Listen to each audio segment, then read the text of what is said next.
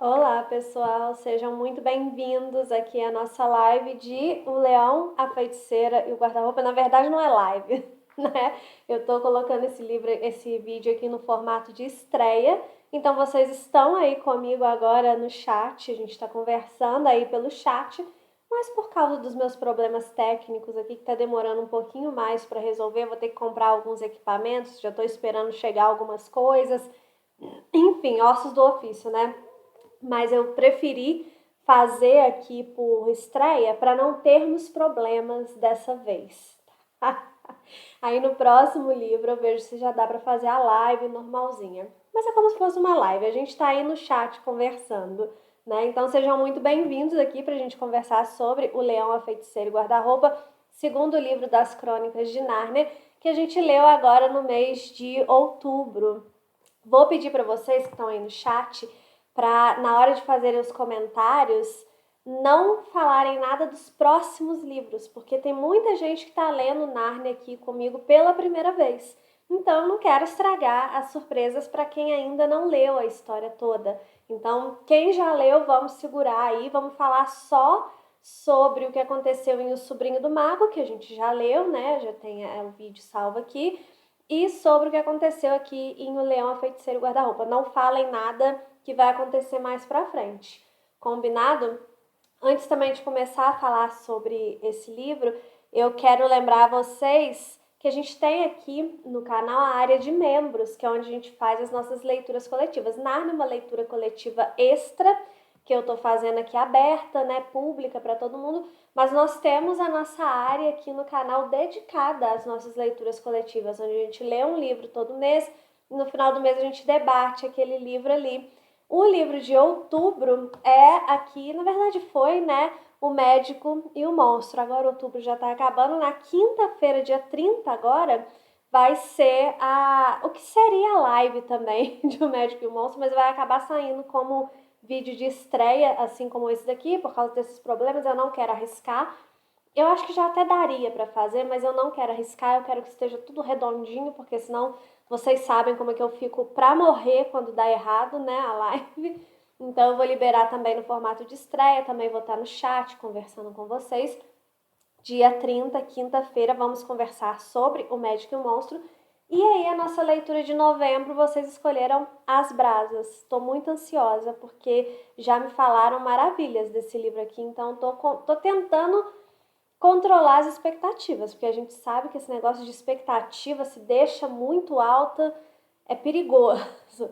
Mas eu tô tentando controlar, porque já me falaram muito bem desse livro. Enfim, vamos conversar sobre ele no final de novembro. Aí esse daqui já vai ser live, tudo certo, tudo vai voltar ao normal aqui nesse canal, tá? Então venham ler comigo também esses livros maravilhosos aqui na área de membros. E aí você entrando no membros, quem aí ainda não é membro, você não só vai fazer as próximas leituras com a gente, como você também vai poder votar para ajudar a escolher as próximas leituras.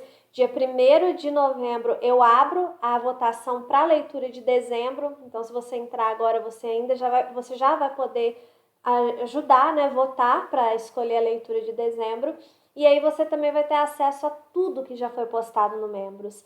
Então, todas as lives que a gente já fez, a gente já vai pro 4º ano de membros, né, se eu não me engano. Então, assim, já tem muita coisa aí salva no membros, lives assim, debates de livros maravilhosos, como Ana Karenina, como ensaio sobre a cegueira, uma canção de Natal, a gente leu num dos natais passados aí. No Natal do ano passado a gente leu o Quebra-Nozes. Eu quero ver o que vocês vão escolher pra gente ler no Natal desse ano. Enfim, tá tudo salvo e aí você vai ter acesso. Então venha pro Membros com a gente, tá? Não fica só na leitura de Nárnia, não. Vamos ler outros livros aqui, vamos nos aprofundar em outros livros aqui, juntos aqui na área de membros. Combinado? Então, gente, é isto, né? Vou começar a falar aqui sobre O Leão, a Feiticeira e o Guarda-Roupa, que é o nosso livro do mês, do projeto de Nárnia, né? E eu vou fazendo um apanhado das coisas que a gente viu, que aconteceram aqui, e vou fazendo as reflexões ao longo aqui do apanhado que eu for fazendo. tá? A gente começa, então, esse livro, eu tô lendo, eu falei com vocês, né, no Sobrinho do Mago, eu tô lendo nessas edições aqui, que são as edições separadas. Eu tenho a edição em volume único também, só que essas aqui são mais confortáveis para ler. Então eu tô lendo por ela, e também quando eu tô lendo à noite, deitada na cama, assim, eu tô lendo pelo Kindle. Aí é aquela edição mais antiga. Tem umas pequenas diferenças, assim, mas tá tudo certo, as duas são boas edições, tá? Nesse livro aqui, então, na verdade, né, retomando, o livro anterior, que foi O Sobrinho do Mago, a gente viu ali o nascimento de Nárnia e a gente viu como que a Jades, que é a feiticeira branca daqui, como que ela foi parar lá em Nárnia, né? Pois bem, aí aqui em O Sobrinho do Mago, em O Leão, a Feiticeira e o Guarda-Roupa, a gente tem a feiticeira branca já, a Jades, né, no controle. Aqui ela vai ser citada como feiticeira branca, mas ela é a Jades, tá? Vocês sabem disso, né? Então aqui ela já vai estar ali no controle de Nárnia. Esse livro aqui, ele foi a primeira história publicada de Nárnia. Eu falei com vocês no vídeo anterior que O Sobrinho do Mago, ele foi, na verdade, o sexto livro publicado, né? O C.S. Lewis, ele escreveu O Sobrinho do Mago, publicou O Sobrinho do Mago depois que as crônicas já estavam quase finalizadas, só faltava o último livro mesmo. Só que O Sobrinho do Mago, cronologicamente, dentro do que acontece na história, ele fica antes, né? É o início de Nárnia, igual eu falei com vocês. Então, a gente lê ele primeiro porque a gente lê na forma cronológica. A gente, aqui, pelo menos na nossa leitura coletiva, a opção foi por ler na ordem cronológica, que eu acho que é a melhor ordem para você ler Nárnia. Então, esse segundo livro aqui, apesar de ser o segundo na ordem cronológica, ele foi o primeiro livro publicado. E uma coisa que eu achei muito nítida, assim, nessa minha releitura, porque eu já li Nárnia algumas vezes, mas nessa releitura eu percebi como que a escrita do C.S. Lewis, ela se consolidou aqui nessa história, porque eu achei a escrita de O Sobrinho do Mago um pouco mais fechadinha, um pouco mais redondinha do que essa daqui. Não que seja ruim, tá longe de ser ruim. E esse daqui também não foi o primeiro livro publicado do C.S. Lewis, ele já tinha publicado outras coisas, né? Mas falando do mundo de Nárnia mesmo, sabe? Eu acho que aqui dá para notar que foi o primeiro. Eu sinto que em O Sobrinho do Mago, Nárnia já era uma ideia mais consolidada na cabeça do autor. E aqui eu, pelo menos, senti dessa vez, nessa minha primeira vez que eu sinto isso, né? Na leitura de O Leão, Feiticeiro, Guarda-Roupa, eu senti que as coisas estavam ainda se encaixando nesse mundo aqui, na cabeça do autor. Não sei se vocês conseguem entender o que eu tô querendo dizer. Mas, enfim, eu senti essa diferença mesmo. Eu senti que aqui o mundo estava realmente nascendo. Apesar de Nárnia ter nascido lá em O Sobrinho do Mago, aqui é que de fato ele realmente nasceu, porque foi a primeira história que ele escreveu, né? E lá em O Sobrinho do Mago eu já sinto uma ideia de mundo mais consolidada, mesmo que seja a apresentação ali, o nascimento de Nárnia lá em O Sobrinho do Mago, né? Não sei se vocês conseguem entender o meu sentimento, se eu tô conseguindo me fazer entender, na verdade. Mas foi isso que eu senti aqui nessa minha releitura. Pois bem, aqui em O Leão, a Feiticeira e o Guarda-Roupa, a gente vai ter então 4 protagonistas, que são 4 crianças, né? O Pedro, a Susana, o Edmundo e a Lúcia. A Lúcia, que é o meu xodozinho, é uma das minhas crianças preferidas, assim, da literatura. Eu fiz até um vídeo recentemente aqui no canal falando das crianças, né, que vale a pena conhecer na literatura e tal. Depois até recomendo que você vá lá assistir esse vídeo se você ainda não assistiu, que tem sugestões de livros incríveis com crianças incríveis. E, spoiler, né, do vídeo, uma dessas crianças que eu cito lá é a Lúcia, eu realmente gosto muito dela. Enfim, essas 4 crianças foram mandadas para a casa de um velho professor, longe ali de Londres, por causa dos bombardeios aéreos que estavam acontecendo ali durante a Segunda Guerra. Então a gente sabe que esse livro aqui é um livro ambientado durante a Segunda Guerra. E sabendo disso, a gente pode entender esse guarda-roupa ali que leva a Nárnia até mesmo como um simbolismo para a esperança, né? Ou seja, o guarda-roupa que leva a Nárnia, ele é também uma fuga da guerra, ele também tem esse simbolismo, essa representação.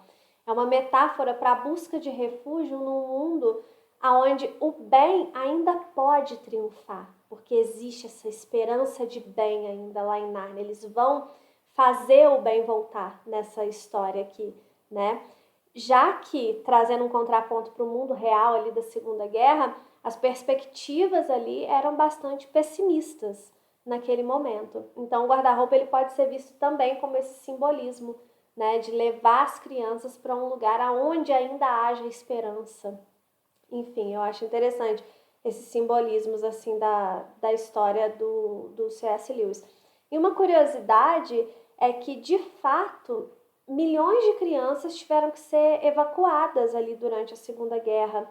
E aí, o C.S. Lewis, ele foi uma das pessoas que acolheu muitas dessas crianças que foram evacuadas na casa dele em Oxford. Então, esse velho professor aqui que acolhe essas crianças durante a Segunda Guerra para que elas saiam de Londres, né, fujam ali dos bombardeios, esse velho professor, de alguma forma, é o próprio C.S. Lewis, né? Não é que ele é o C.S. Lewis aqui na história, não, tá, gente? Mas a gente pode entender como uma representação dele, porque ele foi uma pessoa que recebeu crianças que estavam sendo evacuadas aí durante a guerra. Só uma curiosidade aí para vocês, não sei se vocês sabiam disso. Pois bem, as crianças, elas não têm muita coisa para fazer ali naquela casa enorme e tal, e elas resolvem explorar o lugar, né? E aí elas acabam encontrando um cômodo onde naquele cômodo ali só tem um guarda-roupa. As outras crianças, elas não se interessam muito por aquilo ali, mas a Lúcia, ela acaba ficando para trás, ela entra no guarda-roupa e ela acaba descobrindo o mundo de Nárnia. Lá em Nárnia, ela conhece um fauno chamado Senhor Túminos. Nessa cena, eu fiquei pensando que eu teria saído correndo, porque aí ela narra, né, o narrador narra aqui que ela encontrou um homem que era metade homem e metade bode. Que aí eu fiquei pensando, meu Deus, eu sairia correndo. Mas Lúcia é muito mais corajosa do que eu, né? Aí ela faz amizade ali com o Senhor Túminos. E o Senhor Túminos, ele vai contar para ela sobre Nárnia e sobre a tirania que eles vivem ali da feiticeira branca. O Senhor Túminos, depois a gente vai ficar sabendo que ele tinha ordens de entregar qualquer humano que aparecesse ali para a feiticeira branca, né? Que eles chamam de filhos de Adão e filhas de Eva. Então ele tinha essa ordem. Só que ele acaba optando por fazer o que é certo. Porque inicialmente ele fica enrolando a Lúcia ali e tal, mas aí depois ele acaba contando para ela que na verdade ele trabalha para feiticeira, ele tinha que entregar qualquer humano que aparecesse ali e tal, mas ele acaba seguindo a consciência dele, né? E aí ele faz o que é certo e não o caminho mais fácil, porque o mais fácil para ele era entregar a Lúcia e seguir a vida dele, né? Só que ele acaba sendo meio que tocado ali pela bondade da Lúcia mesmo. E aí a bondade que já existe dentro do Senhor Túminos acaba falando mais alto ali naquele momento e ele acaba se colocando em risco e decide ajudar a Lúcia a voltar para casa. E aí Lúcia volta para casa em segurança. Aqui, nessa parte do Senhor Túminos, a gente já vê uma mensagem muito clara de que a gente precisa fazer o certo, né? E que fazer o certo, em grande parte das vezes, é o caminho mais difícil. E é assim na nossa vida também. E a gente precisa ter isso em mente para a gente já ficar preparados para quando a gente tiver que tomar uma decisão na nossa vida, para que a gente tome a decisão certa ao invés de não tomar, ao invés de tomar a decisão mais fácil, sabe? É importante a gente ter isso em mente. Daí a Lúcia, então, ela vai voltar para casa, ela vai contar as aventuras dela lá em Nárnia para os irmãos, só que os irmãos dela não vão acreditar, vai achar que é meio imaginação dela e tal. Porque o tempo, ele passa diferente em Nárnia. Lá em Nárnia, ela ficou o dia inteiro ali com o Sr. Túminos. E quando ela volta para o nosso mundo, eu não gosto de chamar o mundo real, né? Porque Nárnia é uma alegoria para o reino do céu. Não é para o reino dos céus, exatamente, porque vai ter um outro lugar que aí sim eu acho que é uma alegoria para o reino. Mas é um lugar que não é exatamente um lugar imaginário, um lugar fantástico. A gente tem que entender que dentro dessa narrativa que existem mundos diferentes. Cada mundo está numa determinada etapa da evolução. Igual a gente viu lá em O Sobrinho do Mago, que a gente viu que aquele mundo da feiticeira branca, da Jades, ele já estava no final da vida dele, né? Então, a gente não pode entender assim como aqui é um mundo real e ali é um mundo imaginário, um mundo de fantasia. Não, Nárnia também é real. Então, por isso que eu prefiro citar como o nosso mundo, quando eu falo aqui do nosso mundo, tá?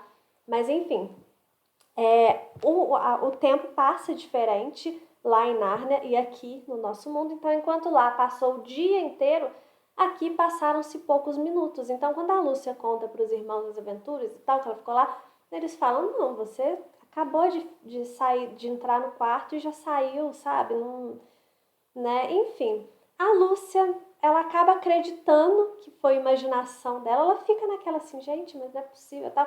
E no final das contas, né, vão passando os dias, ela acaba meio que aceitando que foi imaginação dela. E aqui a gente tem um ponto interessante que eu acho legal a gente prestar atenção nisso.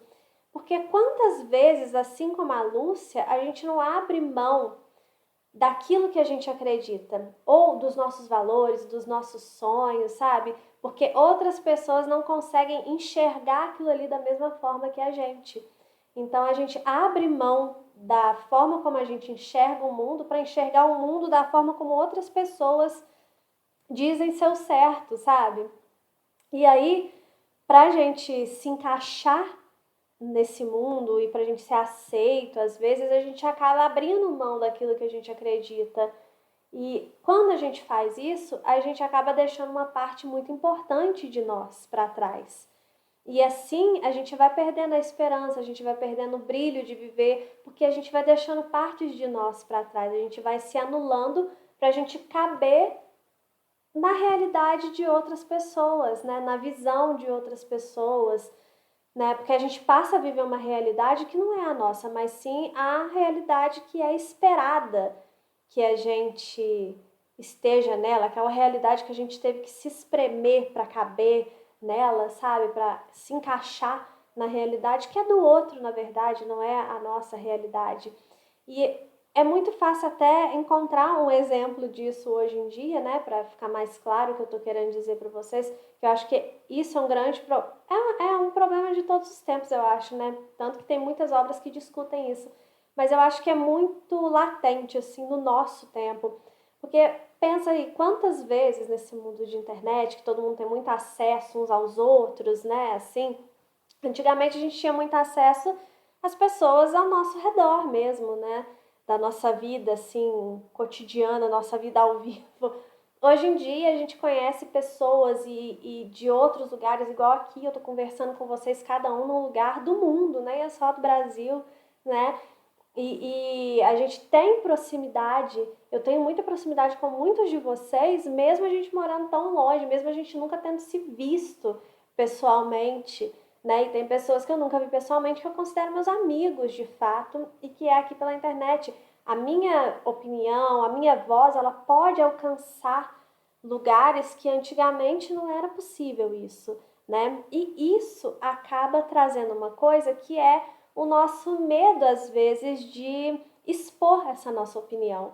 Então, quantas vezes a gente não molda a nossa opinião para a gente não ser cancelado na internet, né? Ou para as pessoas não taxarem a gente, às vezes, de coisas que a gente não é. Ah, eu não vou dar essa opinião, não, porque senão fulano vai falar que eu sou isso, que eu sou aquilo, eu não quero, né, que tenha nenhum mal entendido. Então, eu acabo eu mesma acabo censurando a minha opinião para não para caber de fato naquilo que outras pessoas esperam de mim, né? eu, aqui no canal, eu já fui xingada por dar opinião sincera sobre livros, né? Porque se eu tô aqui para falar de livros, eu tenho que ser sincera com vocês, né? Se eu gosto, eu gosto, eu não gosto, eu não gosto. E aí eu vou falar por que que eu gostei, por que que eu não gostei. E às vezes não é uma questão técnica, às vezes é uma questão minha, de coisas que eu valorizo ou que eu não gosto na minha vida pessoal, das minhas crenças, da minha ideologia, seja lá do que for, sabe? Porque a nossa opinião, ela vem junto de tudo daquilo que nós somos formados. E aí, eu já fui xingada aqui por dar minha opinião sobre livros que são meio que intocáveis, né? Tipo Capitães da Areia, Vinhas da Ira, e são livros que eu não gostei, mas quando eu dei a minha opinião sincera, para algumas pessoas é como se eu não tivesse o direito de ter aquela opinião que é diferente da delas, né? Ou seja, eu poderia me render à pressão que algumas pessoas fazem, que alguns grupos fazem, e moldar as minhas opiniões aqui no canal para que eu não seja taxada de intolerante ou dessas outras, né, palavras que eles colocam nas pessoas que eles não concordam. Enfim, eu poderia muito bem fazer isso. E esse seria o caminho mais fácil para mim, porque eu evitaria o conflito, eu evitaria dor de cabeça, né? Só que esse não é o caminho certo, né? Eu me anular para caber no mundo dessas pessoas, que são as verdadeiras pessoas intolerantes, né? Porque se você não tolera uma opinião contrária à sua, você é o intolerante da história. E o certo é eu bancar a minha opinião, é eu mostrar que eu tenho direito de ter a minha opinião e de expor a minha opinião. Lógico que eu não vou ofender ninguém, né? Eu não vou falar, eu não vou xingar quem gosta do livro, né? Óbvio, mas eu posso dar minha opinião sincera sobre um livro, né? Eu não preciso me moldar para caber nessa caixinha que as pessoas querem, mas muitas vezes a gente faz isso hoje em dia. E daí a gente pode levar esse ensinamento para muitas áreas da nossa vida, né? De várias situações que a gente acaba tentando se moldar, a gente acaba anulando quem nós somos, a gente acaba anulando aquilo que nós acreditamos para tomar um caminho mais fácil, que é o caminho de não ter o conflito, de não ser taxado disso ou daquilo, e a gente vai se anulando nesse caminho, que é o que a Lúcia acabou fazendo aqui, né? Ela acabou acreditando que ela imaginou, sendo que ela viveu aquilo ali, mas tem um determinado momento que ela acaba realmente aquilo ali foi imaginação, tanto que depois quando ela volta para Nárnia, ela fala, tá vendo, foi mesmo, aquela coisa assim, nossa, eu já tava deixando de acreditar, sabe, em mim mesma. Enfim, eu enxergo essa reflexão aqui nessa parte do livro. E observem, gente, que nesse caso da Lúcia, né, é importante falar, os irmãos dela ali, pelo menos o Pedro e a Suzana, não, o Edmundo é uma outra história, mas o Pedro e a Suzana, eles não fizeram ela acreditar que ela era uma mentirosa, assim, por querer, sabe? Eles não fizeram uma pressão na Lúcia por mal, assim, para que ela deixasse de acreditar naquilo que ela acreditava. Eles só não conseguiam enxergar aquilo que ela enxergava. E isso foi o suficiente para ela se anular nesse sentido, né? E isso também é válido a gente perceber, porque tem pessoas, igual eu falei, né, os intolerantes, que realmente eles vão querer te anular, eles vão querer te obrigar a fazer você caber na caixinha deles, porque eles não admitem outra caixinha que não seja a deles, mas existem as pessoas também que às vezes elas vão exercer essa pressão para que você se anule sem elas mesmas perceberem, sabe? É só porque elas às vezes não conseguem enxergar aquilo que você enxerga. E nós também fazemos isso, às vezes porque a gente não consegue enxergar pela visão do outro, olhar o mundo através do olhar do outro, a gente acaba julgando erroneamente esse outro e exercendo essa pressão também para que o outro deixe de acreditar nele e caiba em uma outra caixinha, sabe? Então a gente também tem que ter isso em mente, que é uma outra lição, né? Porque além da gente não poder se anular, da gente, né, ter que acreditar nas nossas verdades, a gente tem que entender também que as nossas verdades não são as únicas verdades, da face da Terra, né? Existem outros olhares, existem outras opiniões, enfim. É importante, sempre importante essa discussão, né? A gente sempre retoma essa discussão, vira e mexe, vários livros aí a gente retoma essa discussão, mas é porque cada vez mais é preciso discutir isso, né? No mundo que pede tanta empatia, um mundo que cada vez mais, nossa, vamos valorizar o amor, vamos ser tolerantes, vamos não sei o quê. Só que cada vez mais as pessoas estão sendo intolerantes, dizendo que estão sendo intolerantes para pregar a tolerância, sabe? Estão espalhando ódio, dizendo que é porque elas estão lutando pelo amor, mas estão lutando pelo amor espalhando ódio. Então, assim, é sempre bom a gente voltar nesse assunto, assim, né, de que a sua visão de mundo não é a única e você precisa respeitar dos outros e você, ao mesmo tempo, não precisa se anular para caber na visão de mundo de ninguém. Enfim, né? Aí, como eu falei, né, passa o tempo, no outro dia, o Edmundo vai seguir a Lúcia durante uma brincadeira ali e aí ele entra no guarda-roupa e aí ele também descobre que Nárnia realmente existe. Lá em Nárnia, o Edmundo vai encontrar a feiticeira branca. E aí aqui a gente tem um paralelo com o Sobrinho do Mago, porque vocês lembram quando a Jades lá no Sobrinho do Mago, ela tentou o Dígore para ele contrariar as ordens do Aslan lá na hora que o Aslan manda o Dígore buscar a maçã, o Dígore, o Gregório, né? Manda ele buscar a maçã e tal, e aí a feiticeira branca tenta ele ali para ele ficar com a maçã para ele e tal. Então, aqui em O Leão, a Feiticeira e o Guarda-Roupa, ela vai tentar o Edmundo, né? Falando que ela dá um manjar ali para ele, porque aquele ali é um alimento que pega a pessoa pelo prazer, então a pessoa vai querer sempre mais daquilo ali. Isso é uma analogia para os prazeres mundanos, de fato, né? Que a gente começa a viver muito buscando só os prazeres do mundo e a gente vai querendo cada vez mais. É isso que é o manjar aqui que ela dá pro Edmundo. E ela promete para ele que ele vai ser príncipe, né? E aí pega pela vaidade ou pela ambição, seja lá o que for. E aí, enfim, ao contrário do Dígore, eu não consigo falar Gregório, gente. Ao contrário do Dígore, o Edmundo cai, né, nessa tentação aí da feiticeira branca.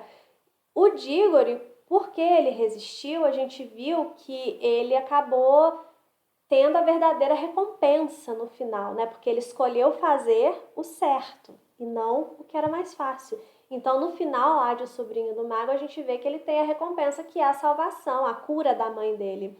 Já que o Edmundo escolhe o caminho mais fácil e não o caminho certo, né? E aí a gente vê ele tomando essa decisão e a gente já imagina, mesmo, né, quem tá lendo pela primeira vez, já imagina que aquele caminho ali que ele escolheu vai trazer problemas. E por que a gente sabe disso? Porque a gente sabe muito bem o que é certo e o que é errado. Às vezes as pessoas teimam em falar que a linha entre o certo e o errado é muito tênue. Lógico, existe um lugar ali na linha do certo e errado que torna tênue. Mas, no geral, a gente sabe muito bem o que é certo e o que é errado, né? Se você pensa numa circunstância, você sabe, se você pensa lá no Dígore, era certo ele pegar a maçã para ele? Não, era errado. A gente sabe muito bem definir isso. Aqui, a gente sabe muito bem que é errado o Edmundo trair os irmãos, trair a confiança dos irmãos e ficar do lado da feiticeira branca, né? Enfim. Aí acontece tudo isso e tal, eles voltam, né, para o nosso mundo. O Edmundo, ele mente que não conheceu Nárnia, fazendo com que a Lúcia parecesse mentirosa e tal, ou então que ela tivesse louca, né?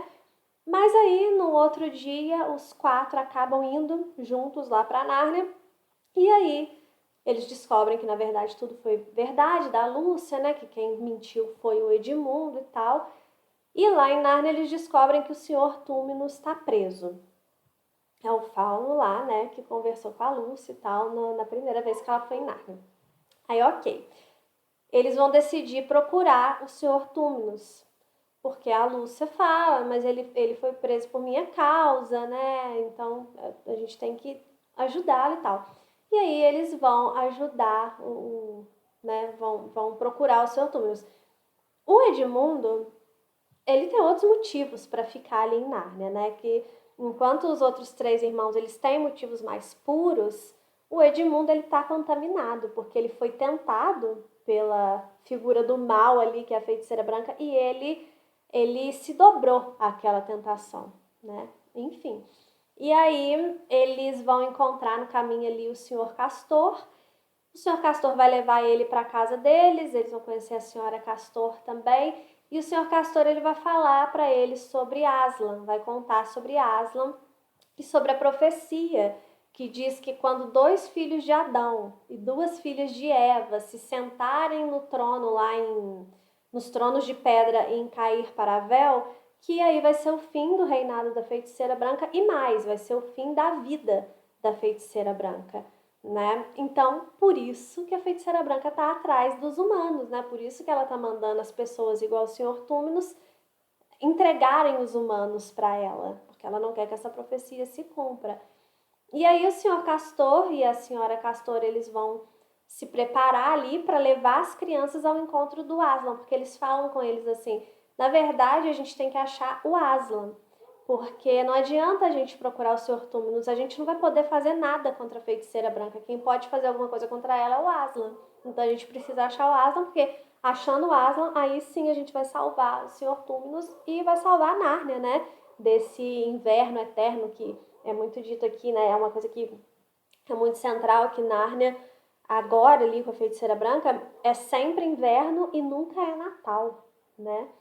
Que coisa horrível nunca ser Natal, melhor época do Mas enfim, aí eles vão então encontrar, né, topam ir lá procurar o Aslan e tal. Só que aí, no meio da conversa, eles notam que o Edmundo sumiu. E aí a gente, né, eles já entendem ali que o Edmundo ouviu as coisas ali e foi lá contar para a feiticeira. Então eles precisam se apressar para sair dali, porque já que o Edmundo saiu para contar para a feiticeira, daqui a pouco ela vai estar ali. E aí eles saem, né, nessa jornada aí, em busca do Aslan. Eu quero comentar uma coisa que acontece logo quando as crianças conhecem o Castor. E o narrador aqui da história, que é uma coisa que está no capítulo 7, ele vai dizer assim que nenhuma das crianças ali, exceto o Edmundo, tiveram dificuldade de confiar no Castor. Nárnia é uma narrativa que ela é muito cheia de sutilezas e você precisa estar atento a essas sutilezas enquanto você estiver fazendo a sua leitura, para você pegar algumas reflexões que o Lewis não deixa escancaradas. Tem reflexões aqui que estão escancaradas, mas tem algumas que são sutis. E eu acho que aí está o ouro mesmo, assim, dessa história. Então você precisa prestar atenção nisso. Por exemplo, essa coisa das crianças terem confiado no Castor logo de cara e só o Edmundo não, isso é uma das sutilezas da narrativa. O Edmundo, ele é o único que não confia porque ele é o único ali que não é confiável. Vocês percebem isso? O Edmundo, ele é capaz de mentir, ele é capaz de trair. Então, ele acha que qualquer pessoa também é assim. Porque essa é a verdade que ele conhece. É disso que ele está cheio. Então, é isso que ele enxerga nas outras pessoas também. Já os outros irmãos, eles são leais. Eles são verdadeiros. E aí, por isso, é isso também o que eles enxergam nos outros. Né? Eles enxergam aquilo que eles estão cheios. A boca fala daquilo que o coração está cheio, né? Então a gente enxerga no outro aquilo que é uma projeção de nós mesmos, né? É lógico que na vida real a gente não pode sair confiando em todo mundo do jeito que as crianças confiam aqui cegamente, tá? Mas a gente está falando de uma história aqui que é quase que um conto de fadas. Então, é esse olhar que a gente tem que ter aqui para Nárnia, de uma história que vai passar ensinamentos básicos ali, porque é um livro infanto-juvenil, né? mas a gente precisa parar para refletir mais profundamente. Então, aqui em Nárnia, tudo bem, é bom as crianças confiarem, porque mostra que elas são boas, o coração delas é um coração limpo, um coração puro, né? Enquanto que o Edmundo está refletindo o coração dele, que não é tão puro assim, né? Ele é uma pessoa que não é confiável e por isso ele já não confia nas outras pessoas. É esse o olhar que a gente tem que ter para Nárnia. E o que eu acredito que o Lewis está propondo aqui nessa sutileza do texto dele é que a gente se pergunte, né, que se eu só enxergo, se eu só sou capaz de enxergar a maldade nas outras pessoas, será que é porque eu mesma não tô cheia dessa maldade? E a gente às vezes é assim, né? A gente enxerga muito, a gente sempre acha que o outro tá com más intenções, que o outro, eu tô, sei lá, o outro tá me querendo mal, ou o outro tá mentindo pra mim, ou o outro vai fazer. Às vezes a gente só tá espelhando aquilo que nós somos no outro, né? Então a gente tem que tomar cuidado com isso também. Sabe aquela coisa que as pessoas falam que é questão de relacionamento, né? O marido, ou a esposa, o namorado, seja lá o que for, que desconfia muito do seu parceiro ali, é porque ele tá devendo alguma coisa, né? É bem por aí. Né? Se você acha que todo mundo a qualquer momento vai querer te ferir, vai querer te prejudicar, talvez seja porque você é capaz de ferir e de prejudicar as pessoas a qualquer momento. E se for esse o caso, você precisa mudar isso em você, porque é legal, assim, a gente precisa saber se defender, né?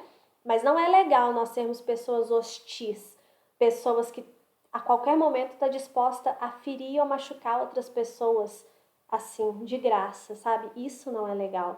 A gente não deve ser como o Edmundo, a gente deve ser mais como a Lúcia, que é a minha queridinha no caso, né? Mas no sentido assim de que a Lúcia aqui é a personagem que nutre os melhores valores. O Pedro também, a Susana também, né? Falando aqui, estamos falando deste livro, né?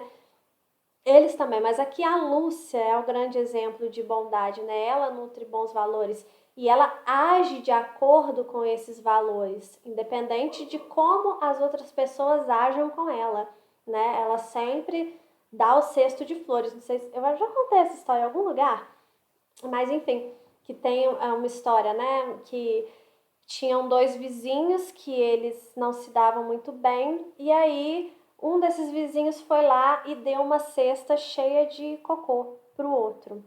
E aí com um bilhetinho que era isso que ele merecia.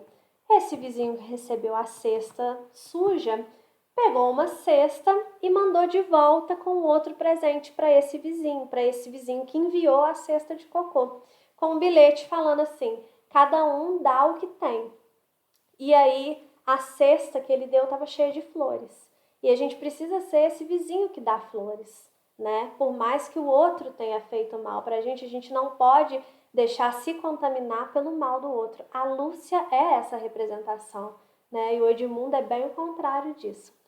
Enfim, né? Daí a narrativa ela vai mostrar o Edmundo, então vai sair o foco. Aí agora o foco ele fica mudando, né? Porque como eles se separam, fica um capítulo nas crianças ali e um capítulo no Edmundo lá com a feiticeira branca. Então a gente vai lá ver o Edmundo chegando ali ainda na casa da feiticeira e aí ele vê as estátuas de pedra ali no pátio, que são as pessoas, as criaturas, né? Na verdade, que a feiticeira transformou em pedra. Que eu acho assustador isso, viu, gente? Tem um filme, né? Que no filme também eu acho que não é que é assustador assim de ficar com medo, mas assustador no sentido de que eu acho uma representação muito clara da maldade da feiticeira branca, sabe? Não sei, eu acho impactante essa coisa dela transformar as pessoas em pedra. E observe que nessa cena, mesmo o Edmundo vendo ali o mal que a feiticeira faz, ele se recusa a abrir os olhos, a entender de fato do lado de quem que ele tá, né? E aí vale pra nossa, a gente tem que sempre trazer pra gente, né, as lições, porque como eu sempre falo, não adianta ficar apontando o dedo pros outros.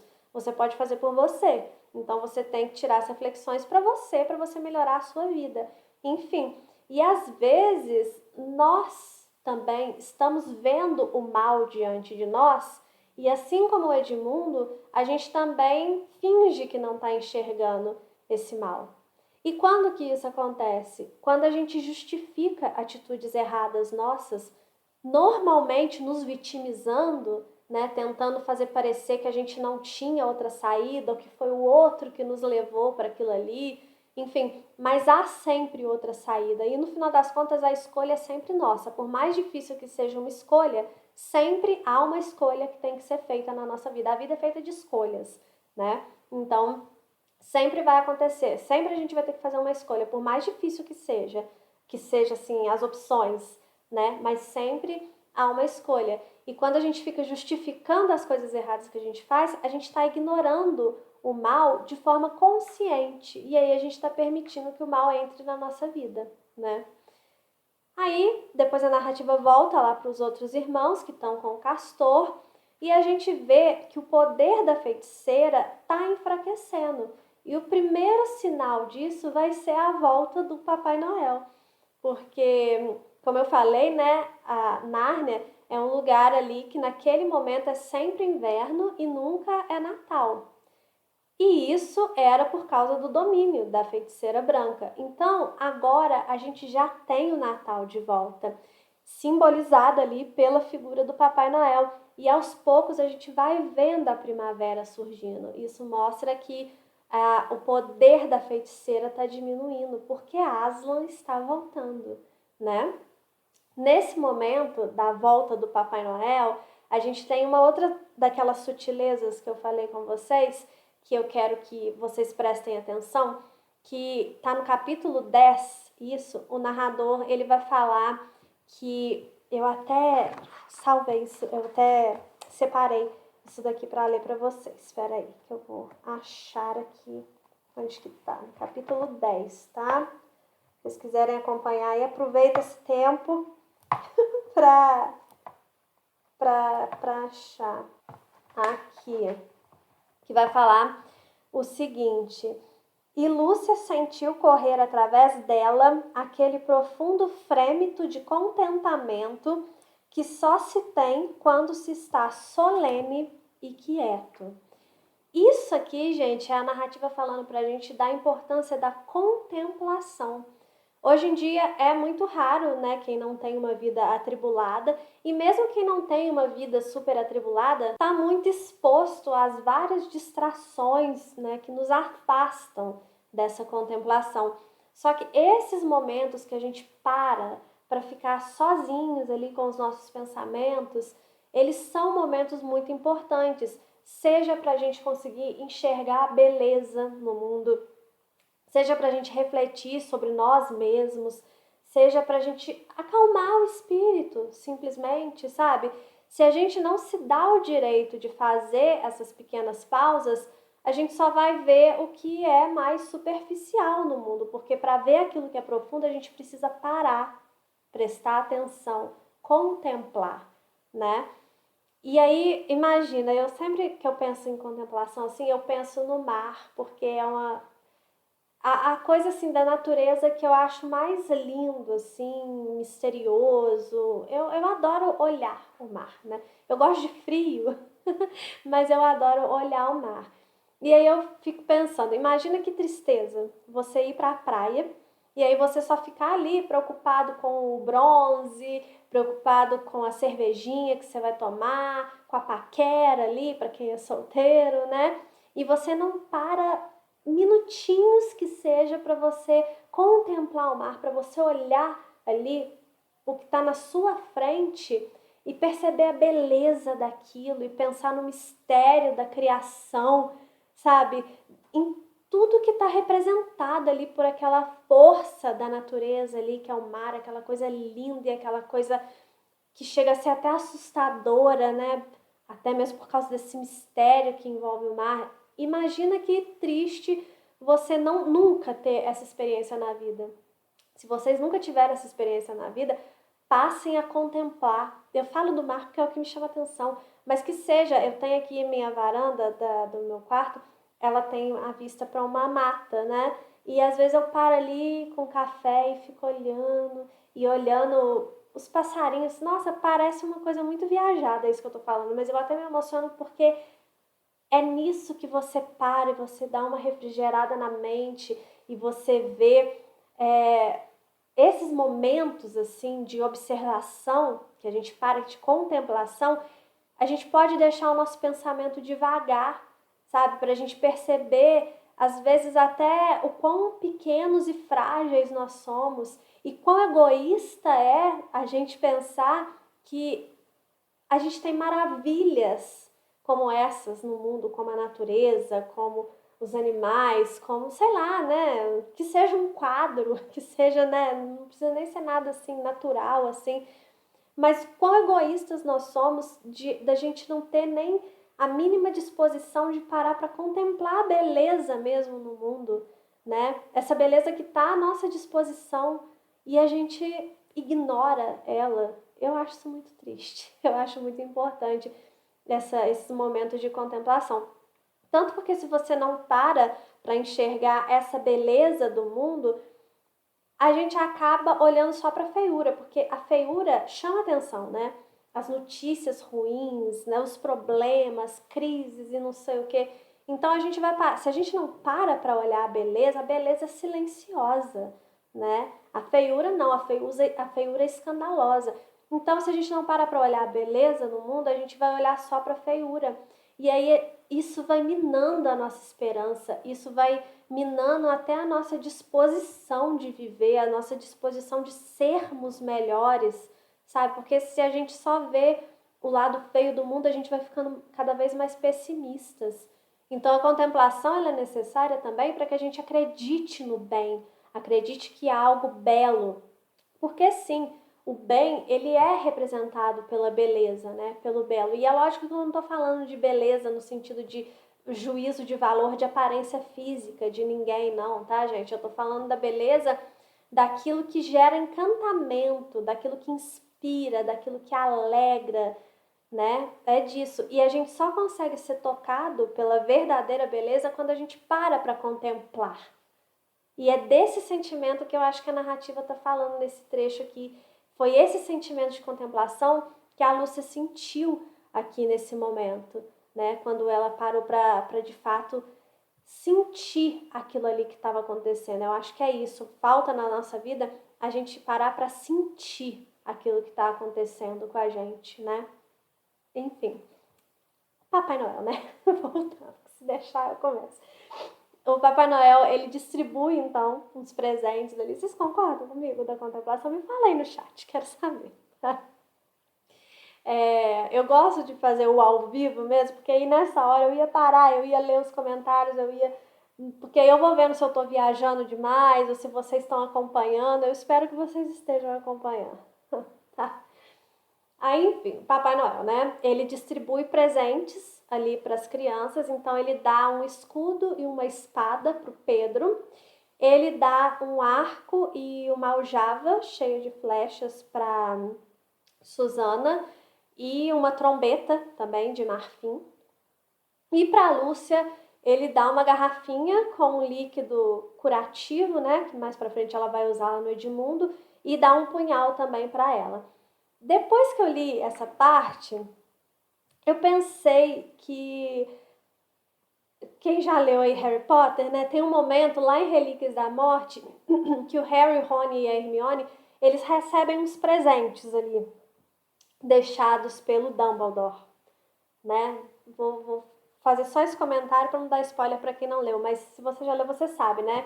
Eles recebem umas coisas ali do Dumbledore. E eu fiquei pensando se não foi aqui que a J.K. se inspirou, porque ela já falou, né, que se inspirou em várias histórias, assim, né, que vieram antes de Harry Potter. E é bem claro, né, algumas inspirações dela. E isso daqui eu fiquei pensando, olha, será que ela não se inspirou aqui nos presentes que o Aslan dá, né? Porque, não sei, me pareceu muito. Quem já leu aí Harry Potter me fala se lembra desses presentes aí do Dumbledore e se você acha que tem alguma coisa a ver. Aí tá, enquanto isso o Edmundo tava começando a perceber que, né, ele tem uma hora que mesmo a gente não querendo enxergar, não tem jeito, a gente precisa enxergar a verdade ali debaixo do nosso nariz. Então ele está começando a perceber que ele não deveria ter acreditado na feiticeira, né? Que ele tomou a decisão errada ali, porque ela começa a tratar ele com extrema grosseria, bem diferente daquilo que ele esperava, né? Inclusive, essa edição mais nova, ela dá uma amenizada nas falas da feiticeira branca, porque naquela edição mais antiga, que eu tenho até aquela da capa do leão e tal, tem uma hora que a feiticeira branca ela fica chamando o Edmundo de debilóide humano, uma coisa assim. E aqui, nessa edição nova, eles colocam criatura humana. Eu percebi isso, porque, como eu falei, eu li no Kindle, a minha edição é a antiga, né? Eu percebi que eles deram essa amenizada aqui. Eu não procurei no original. Alguém leu no original? Me conte aí se ela fala debilóide mesmo, ou se isso foi... Ou se ela fala... Enfim, se você já leu inglês, me conta aí no chat se ela fala debilóide ou não. Porque se ela fala debilóide no original, é lógico que a gente sabe que não é uma coisa pra ficar falando assim, né? Mas eu acho errado a tradução mais nova amenizar. Eu não gosto quando traduções amenizam textos mais antigos, porque não é possível que o leitor não tenha consciência da época do livro que ele está lendo. Se eu pego um livro antigo para ler e vai ter termos ali que hoje em dia não são aceitáveis, né? Mas eu tô lendo aquilo ali, eu sei que isso daqui é um retrato daquele tempo, né? Não é possível que as pessoas são tão burras hoje em dia que precisa ficar amenizando o texto por causa da sensibilidade dos outros. Se eu tô lendo aqui que ela tá chamando o Edmundo de debilóide, eu sei que tá errado. É a feiticeira branca, é uma vilã que tá falando isso. Ou seja, não precisa amenizar. O texto nas entrelinhas ali, ele tá me falando, olha como que essa mulher é escrota, olha como é que ela tá chamando o menino. Isso é errado, né? Agora, se os textos mais modernos começam a suavizar tudo que é dito, né, de textos do passado, a gente até perde essa coisa até meio educadora dos livros, né? Se você não vê coisas erradas sendo ditas e sendo feitas nos livros, você não vai nem discutir sobre aquilo ali, né? Se eu só leio essa edição aqui, que não tem a palavra debilóide, e aí eu não vou nem discutir isso, eu não vou nem entender que... Eu sei que a feiticeira branca é ruim, mas quando ela coloca essa palavra para falar do Edmundo, ela é pior ainda do que se eu leio aqui ela falando criatura humana. Pensa você, um vilão ali falando, seu debilóide humano. E aí o outro vilão fala, sua criatura humana. Quem você vai achar que é pior? O que tá falando debilóide, né? Enfim, eu não gosto dessa coisa de ficar suavizando o texto. Depois me contem aí se em inglês tem essa palavra ou não, tá? Mas enfim, né? O Edmundo tá ali se decepcionando com a feiticeira branca e eles estão indo encontrar agora os irmãos dele, né? Porque a feiticeira agora tá atrás deles. No caminho, a feiticeira descobre ali que o Natal voltou, porque ela encontra uma reunião de criaturas ali, de animais que estão comemorando o Natal, transforma todo mundo em pedra, né? E, inclusive, essa cena eu achei interessante porque fala nessa cena que o Edmundo sentiu pena de alguém pela primeira vez. E eu fiquei pensando, né? Ele precisou que alguma coisa acontecesse de fato com ele para ele se compadecer das pessoas pela primeira vez. Enfim. A narrativa, ela vai traçar um paralelo entre a caminhada da feiticeira branca ali e do Edmundo e a caminhada lá dos outros irmãos com o Castor e depois, né, eles vão encontrar com Aslan e tudo mais. Enquanto para a feiticeira e para o Edmundo o caminho vai ficando cada vez mais difícil, ao passo que o bem vai se aproximando, para a galera do bem o caminho vai ficando cada vez mais fácil, né? Enquanto a primavera vem chegando. E aí, finalmente, as crianças então vão encontrar com o Aslan. E aí tem aquela coisa delas ficarem maravilhadas pelo Aslan. E elas sentem um misto de encantamento e temor, que é muito essa coisa da, né, para quem é cristão, né, para quem tem alguma fé assim, é aquela coisa que a gente tem diante de Deus, né, de pensar, a gente tem o encantamento e o temor não no sentido de medo, né, mas no sentido da gente saber que a gente está diante do ser mais poderoso do universo, né, enfim, aí cada um vai acreditar de uma forma. A forma como eu acredito é o Senhor da minha vida. Então, eu entendo na hora que a narrativa coloca assim esse sentimento das crianças, sabe? Eu fico pensando, nossa, é como se eu estivesse vendo Jesus na minha frente. Eu imagino assim como seria lindo e ao mesmo tempo assustador, né? Enfim, eu falo que eu não choro para as coisas, mas vira e mexe eu quero chorar aqui nas lives que eu faço. Mas é porque quando eu falo dessas coisas assim, né, mais profundas, isso me emociona. Enfim, lendo o livro eu não emociono. Assim, eu sinto e tal, mas eu não fico querendo chorar, né? Tá falando com vocês, eu fico querendo chorar. Enfim, né? O Aslan, ele vai falar. As crianças, na hora que elas conhecem o Aslan, inclusive, elas vão pedir pelo Edmundo para Aslan salvar o irmão delas e tal. E o Aslan, ele fala com as crianças ali que ele vai fazer o que for possível, mas que a situação do Edmundo tá difícil, né?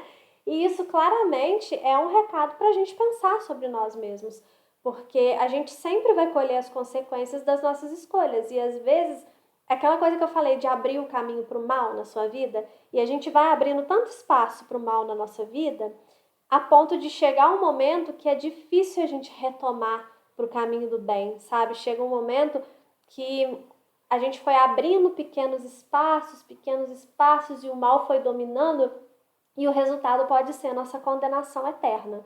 Então a gente precisa tomar sempre muito cuidado com isso, né?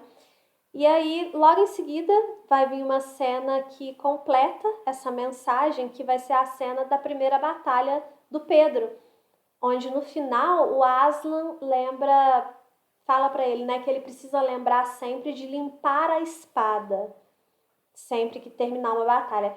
E é lógico que isso não tá ali na narrativa só como um conselho, assim, ô Pedro, limpa a espada porque o sangue vai corroer o aço da sua espada. É lógico que não é isso o que o Aslan tá falando ali, né? E essa é mais uma das sutilezas da narrativa.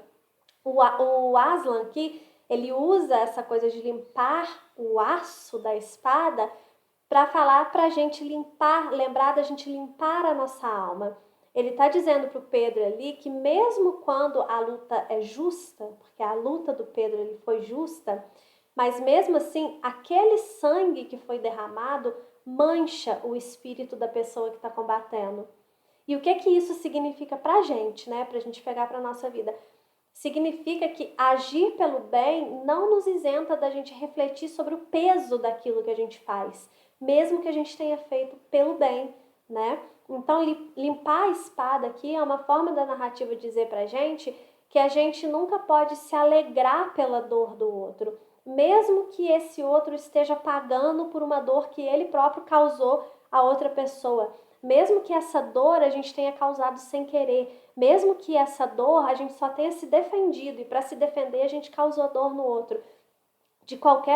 Mais uma vez, a gente precisa se defender, né? E o próprio Aslan fala isso aqui, tanto que o Pedro luta, né? O Pedro vence, o Pedro mata o lobo, mas a gente não pode se alegrar pelas vitórias da nossa vida que causam a dor do outro. Eu acho que é essa a grande mensagem aqui. Então, limpar a espada aqui é limpar a alma para que ela não seja contaminada nem pelo orgulho, né? Olha como eu sou incrível, eu venci essa batalha, né? E aí você fica se achando maior do que você é. E também para que a sua alma não seja contaminada pelo ódio. Bem feito aquele ali, olha, ele tá pagando pelo que ele procurou. Ai, que delícia, olha, bem feito, né? Isso tudo contamina, isso tudo mancha a nossa alma. E quando ele fala de limpar a espada, que ele está falando que a gente precisa limpar a nossa alma desses vícios, que são muito comuns na nossa vida, né? Tanto a gente ser dominado pelo orgulho quanto pelo ódio. Eu gosto muito da forma como o C.S. Lewis fala as coisas nas Crônicas de Nárnia, de uma forma geral, porque é o que eu falei, sabe? Ele não fica com aquele papo utópico de que tudo vai se resolver sempre pela paz. Infelizmente, o mundo real não é assim. Lógico que se a gente puder optar pelo caminho da paz, é sempre o melhor caminho. Só que às vezes não tem como optar pelo caminho da paz. Às vezes a gente precisa se defender. Às vezes a gente tem as nossas guerras pra gente lutar. Igual o Pedro teve ali a batalha dele. E a gente tem que estar preparado sim para lutar essas guerras. Tanto que o Papai Noel lá, né, na figura do Natal, ele deu as armas para as crianças, para elas se defenderem. Mas ele fala, não é para vocês usarem contra ninguém de graça. É para vocês usarem num momento de necessidade. Então a gente precisa saber usar as nossas armas na nossa vida num momento de necessidade. A gente não pode ser pessoas super ingênuas, pessoas super frágeis, né? Mas a gente não pode também sair ferindo os outros à torta e à direita e se alegrando com isso ainda por cima, né? Mas é importante a gente saber, sim, que haverão guerras e a gente tem que estar preparado para essas guerras. E estar preparado para essas guerras não significa que a gente vai se alegrar com essas guerras, não significa que a gente vai celebrar essas guerras, né? A gente tem que estar preparado pelos conflitos que vão surgir pelo caminho, mas a gente não deve desejar esses conflitos e nem se iludir também caso a gente saia vencedor desses conflitos, porque no final das contas ninguém sai de um conflito sem uma mancha na alma, mesmo que seja o lado vencedor, né? E aqui eu falo não só de conflitos assim, de fato, de ataque físico, conflitos, uma briga com o seu marido, sua esposa, uma briga com o seu filho, uma briga com o seu vizinho, qualquer conflito, uma briga no seu trabalho, qualquer conflito, né? Seja o lado vencedor ou perdedor, a gente sempre sai com uma manchinha na alma, nunca é bom. Enfim, voltando lá pro Edmundo, a feiticeira, então, ela decide sacrificar o Edmundo, porque ela vê ali que, não vai ter jeito, as crianças já estão com Aslan, então são 4 tronos, né? Se eu matar esse daqui, não vai ter 4, né? Para sentar lá no trono. E ela decide sacrificar o Edmundo, ela tá lá se preparando já para sacrificar o Edmundo, só que aí os animais, eles que foram enviados pelo Aslan, eles chegam ali, salvam o Edmundo e tudo mais. A feiticeira e o anão, eles se disfarçam e aí eles conseguem escapar e o Edmundo vai ser levado lá para a mesa de pedra, onde ele vai reencontrar os irmãos dele depois, né, no dia seguinte, porque ele fica lá desmaiado, aí no dia seguinte ele acorda e ele encontra com os irmãos dele. É dito aqui na narrativa que o Aslan teve uma conversa muito séria ali com o Edmundo. E a narrativa fala que ninguém precisa ficar sabendo o que eles conversaram. O que me faz pensar sobre as conversas sinceras que a gente tem com Deus e que ficam só entre Deus e nós, né? E eu acredito piamente que Deus fala ao nosso coração, né? Ele, para mim, é aquela voz interior, sabe? Que a gente fala que é a voz da consciência, porque às vezes a voz da nossa consciência, ela fala coisas com a gente que a gente não quer ouvir, né? Então eu não acho que seja uma sugestão da nossa própria mente essa voz da consciência. Eu realmente acredito que é a voz de Deus. E eu acho que essas conversas que a gente tem com Deus são conversas que às vezes ficam só entre nós e precisa ficar só entre nós e a gente precisa transformar nossa vida a partir dessas conversas. Ninguém precisa ficar sabendo, né? Mas a gente precisa ficar sabendo, a gente precisa ficar sabendo, a gente vai ficar sabendo, né? Mas a gente precisa levar em consideração essa voz de Deus no nosso coração, na nossa mente, na nossa consciência, seja lá como você chama, né? Aí, dali a pouco, chega lá, tá todo mundo lá na mesa de pedra, aquela coisa, chega o anão lá da feiticeira branca falando que a feiticeira quer ir lá conversar com o Aslan. O Aslan permite, fala que é só para ela deixar a varinha dela lá, né, longe e tal. E aí a feiticeira vai lá e fala com Aslan que ela tem direito de ficar com o Edmundo, porque o Edmundo é um traidor. E os traidores pertencem a ela, de acordo com a magia do imperador, né? Eu acho que eles falam. Enfim, uma magia antiga lá que dita que os traidores são da feiticeira branca, ela tem o direito de ficar com eles para matar esses traidores, né? E como Edmundo é um traidor, de fato, ela tem direito a ele. E aí o Aslan, ele acaba pedindo para conversar com ela a sós ali e fica acertado alguma coisa que inicialmente a gente não sabe, mas a gente sabe que é uma coisa que não vai prestar porque ela sai daquela conversa felizinha. Ela abre mão do Edmundo e sai dali feliz. Então a gente pensa assim, ela não abriu mão do Edmundo à toa, né? E aí depois a gente vê que na verdade o Aslan se ofereceu em sacrifício no lugar do Edmundo. E aí a gente tem o sacrifício e a ressurreição do Aslan. Essa cena é uma referência muito clara à ressurreição de Cristo, né? Porque assim como Cristo morre pela humanidade pecadora, o Aslan, ele morre por um pecador, que no caso ali é o Edmundo. E aí depois ele ressuscita, o Aslan vai restaurar, aí tem toda aquela cena ali que é tocante, né, da Susana com a Lúcia vendo toda a cena e depois elas veem o Aslan ressuscitar e tudo mais. E tem toda uma questão também de que, observe que as duas meninas foram as que viram, né, o Aslan ressuscitar. E tem toda a questão das mulheres terem chorado por Jesus, né, enfim. E aí a, o Aslan, depois de ressuscitar e tal, ele vai. Aí eles vão lutar de fato contra a feiticeira. O Aslan vai lá e vai restaurar a vida das criaturas que foram transformadas em pedra pela feiticeira, inclusive o Senhor Túminos.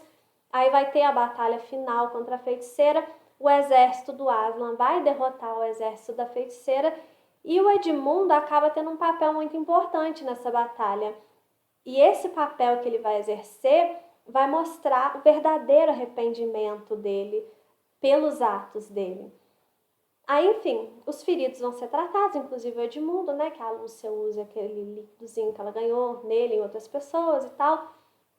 E o Pedro, a Susana, a Lúcia e o Edmundo, eles vão ser coroados reis e rainhas de Nárnia, os 4 tronos lá de Cair Paravel, né? E eles acabam permanecendo ali por longos anos. Eles crescem, eles se tornam adultos, né? E aí, depois de muito tempo, já adultos, eles vão partir numa caçada ao cervo branco. E nessa caçada eles acabam entrando no guarda-roupa de novo e retornam ao nosso mundo. E aí, quando eles retornam no nosso mundo, eles percebem que eles voltaram a ser criança. Por quê? O tempo em Nárnia passa diferente. Então, lá em Nárnia passaram-se anos. Eles viveram toda uma vida lá em Nárnia. Só que aqui no nosso mundo passaram-se minutos, né? Há pouquíssimo tempo. E aí eles vão de volta ao nosso mundo, de volta crianças, né? Eles vão lá, procuram o professor, aí conta pro velho professor o que aconteceu. E aí o velho professor, ele acredita nas crianças, a gente já viu lá no início, né, que ele acredita nas crianças, ele fica falando, nossa, mas o que ensinam na escola, né? E aí eles vão, o velho professor vai falar com eles, assim, que eles ainda vão voltar para Nárnia, mas que não vai ser mais através daquele guarda-roupa ali. Então eles não vão poder ficar usando esse guarda-roupa para ficar indo e voltando de Nárnia. E assim a gente finaliza esse segundo livro das Crônicas de Nárnia, já ansiosos, né, para saber qual que vai ser a próxima aventura e como que a gente vai chegar a Nárnia dessa vez, porque, né, já que não vai ser mais pelo guarda-roupa, como que a gente vai voltar para Nárnia? Mas aí a gente vai ver isso na nossa próxima leitura. Eu, particularmente, gente, estou achando assim muito delicioso reler esse livro agora com vocês. Como eu falei, não é a minha primeira releitura. Eu já li umas 2 ou 3 vezes as Crônicas de Nárnia. Mas essa releitura, quando eu faço as leituras aqui com vocês, anotando as coisas para falar com vocês, eu acabo prestando mais atenção, a gente acaba. A leitura aprofundada é isso, né? É você ler assim, prestando atenção, parando para refletir, com cuidado. E eu gosto muito de fazer essas leituras com vocês, porque eu faço de fato essa leitura aprofundada. E aí a minha experiência com os livros tende a crescer, tende a ficar melhor, sabe? Mais transformadora de fato, porque eu pego coisas ali que nas outras leituras que eu fiz, eu não peguei, eu deixei passar. Como eu falei, Nárnia é uma história que todos os livros, vocês vão perceber isso em todos os livros, tem mensagens muito claras, né, que você pega ali na superfície, porque é um livro infanto-juvenil, então tem mensagens aqui que elas precisam ser mais claras, de fato, para as crianças captarem com mais facilidade.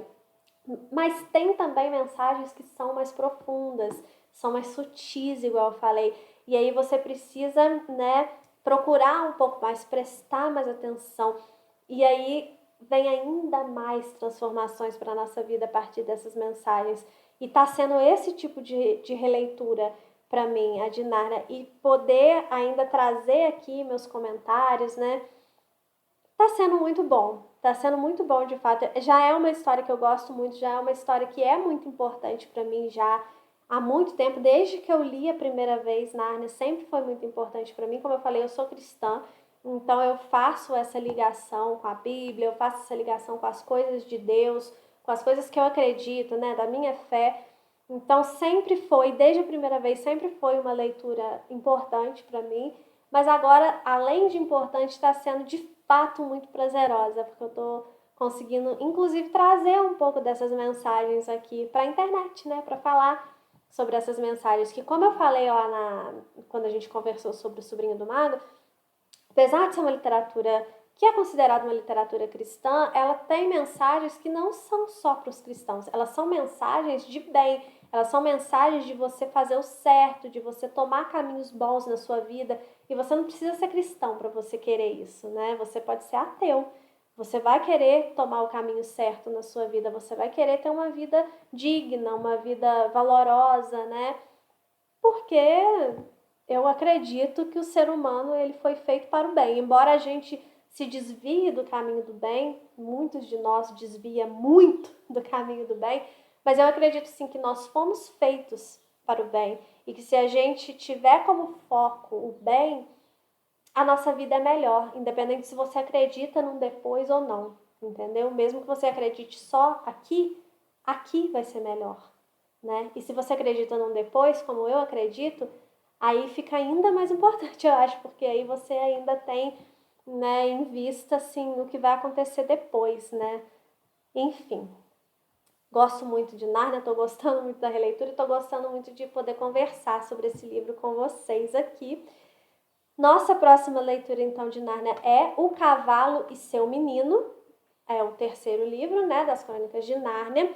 A gente vai ler ele durante o mês de novembro e anota aí, a nossa live vai ser no dia 25 de novembro. Vai dar numa terça-feira, tá? Às 8 horas da noite, como sempre. E aí, se Deus quiser, já vai estar tudo zerado, eu já vou estar com o computador novinho aqui. E aí eu vou poder fazer a live tranquila, sem medo de dar problema, tá bom? Então eu tô esperando vocês no dia 25. E para quem tá no membros, na verdade, eu tô esperando vocês na quinta-feira, tá? Pra gente conversar sobre o Médico e o Monstro, que é outro livro assim cheio de simbolismos que a gente vai ter muita coisa para falar sobre ele, tá? O vídeo de O Médico e o Monstro é uma coisa que eu acho que eu não falei, não vou contar agora. Esse vídeo de O Médico e o Monstro vai ser também no formato de estreia. Eu falei? Agora eu nem lembro, mas se eu não falei, tô falando agora. O vídeo de O Médico e o Monstro vai ser no formato de estreia também aqui no YouTube. Então, o formato de estreia não dá para passar exclusivamente para membros. Então, o ao vivo dele vai ser para todo mundo. Se você não é membro, quer experimentar como é que é uma live dos membros, é parecida com essa daqui, mas se você quiser experimentar, vem aqui quinta-feira às 8 horas da noite, porque vai passar a live para todo mundo. Só que depois ela vai ficar salva só para os membros. Assim que ela acabar, já sai do ar e aí vai ficar salva só para os membros. Então, se você quiser assistir para experimentar e depois entrar no membros, esteja aqui na quinta-feira às 8 horas da noite para a gente conversar sobre o Médico e o Monstro. E aí em novembro, no Membros, vamos ler As Brasas, tá? Eu espero vocês para lerem tanto O Cavalo e Seu Menino quanto As Brasas comigo no mês de novembro. Muito obrigada pela participação de todo mundo, muito obrigada por terem ficado até aqui, quem está ao vivo aqui na estreia. Para quem está assistindo depois, muito obrigada por ter assistido até o final. Um beijo e até o próximo vídeo.